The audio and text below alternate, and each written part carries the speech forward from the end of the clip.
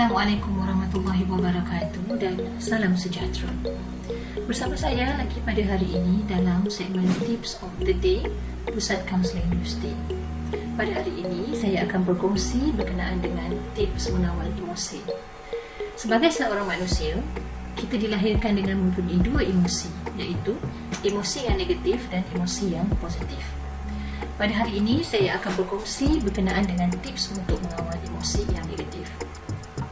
Pernah tak anda merasa gagal untuk mengawal emosi dan perasaan ketika berhadapan dengan berbagai isu?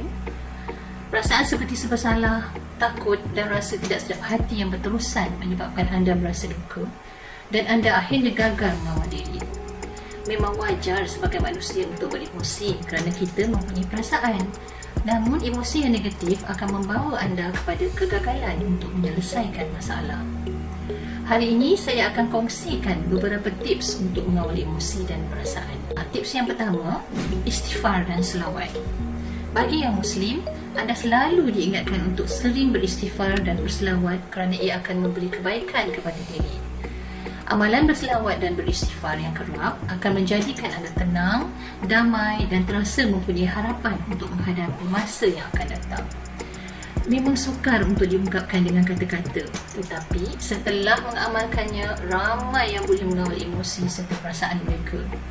Selalu ada harapan bagi mereka yang berusaha. Oleh itu, cubalah buat sesuatu yang mendatangkan kebaikan kepada diri anda sendiri. Bagi yang bukan Muslim, berdoalah mengikut kepercayaan masing-masing. Tips yang kedua, mengawal minda. Sebagai langkah untuk mengawal emosi, anda juga perlu mengawal minda terlebih dahulu. Emosi datang daripada minda separa sedar, oleh itu anda perlu bijak mengawalnya. Untuk mengawal minda separa sedar, anda perlu mencari ketenangan diri seperti mendiamkan diri dan bertenang. Lakukannya paling kurang 10 minit dalam masa sehari. Carilah tempat yang tenang dan tiada gangguan. Oleh itu, anda akan merasa lebih tenang dan selesa. Tips yang ketiga, kawal apa yang anda katakan dan fikirkan. Apabila mendengar ungkapan kata-kata atau melihat perangai orang lain, cuba fokus terhadap nilai-nilai positif.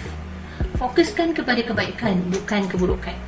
Hal ini dapat melatih minda sedar anda untuk menjadi lebih positif dalam menghadapi sebarang situasi. Berprasangka baiklah dengan orang sekeliling kerana ia merupakan cara yang baik untuk terus hidup positif. Seterusnya, tips yang keempat, konsep pause. Ketika berhadapan dengan isu-isu yang boleh mengganggu emosi, terutamanya ketika marah, satu cara yang boleh membantu ialah konsep pause. Konsep ini mendekatkan kita kepada tindakan secara rasional. Menjadi penyabar ketika beremosi adalah jalan yang terbaik. Tetapi kadang-kala kita lupa sebenarnya untuk bergerak ke satu kesabaran itu memerlukan kepatasan dalam merasionalkan diri. Oleh itu, konsep pause ini sangat membantu diri menjadi rasional semasa kita marah. Caranya mudah saja, iaitu yang pertama, diam. Kuasa diam ni begitu besar kerana secara tidak langsung ia mampu menerbitkan kesabaran. Apabila anda mampu untuk diam, barulah anda boleh ke langkah kedua, iaitu berfikir. Kita adalah apa yang kita fikirkan. Cuba renungkan, mengapa saya perlu marah? Apa kesan kemarahan ini nanti?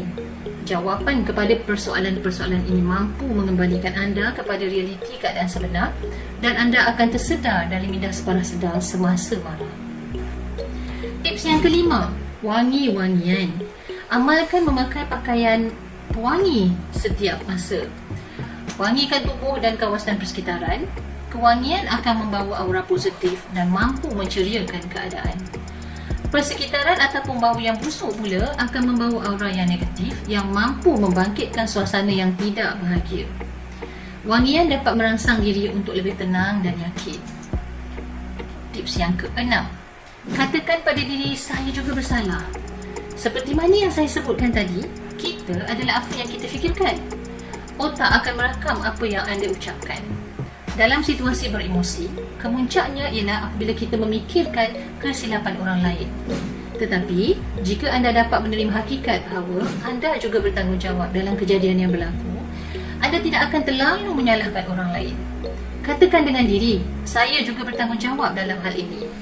Maka anda akan berjaya mengawal emosi dengan berkesan. Tips yang terakhir iaitu maafkanlah mereka.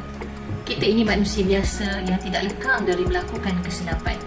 Jadi, sifat memaafkan akan memberi ketenangan kepada diri. Berdendam dan marah akan mencipta sebuah kehidupan yang gelap ibarat malam tanpa cahaya. Akhir kata, kejayaan untuk mengurus emosi positif akan menjamin kesejahteraan diri yang baik. Kita adalah apa yang kita fikirkan, jadi berfikir dan bertindaklah secara positif. Semoga anda berjaya melakukannya. Selamat mencuba. Assalamualaikum warahmatullahi wabarakatuh dan salam sejahtera.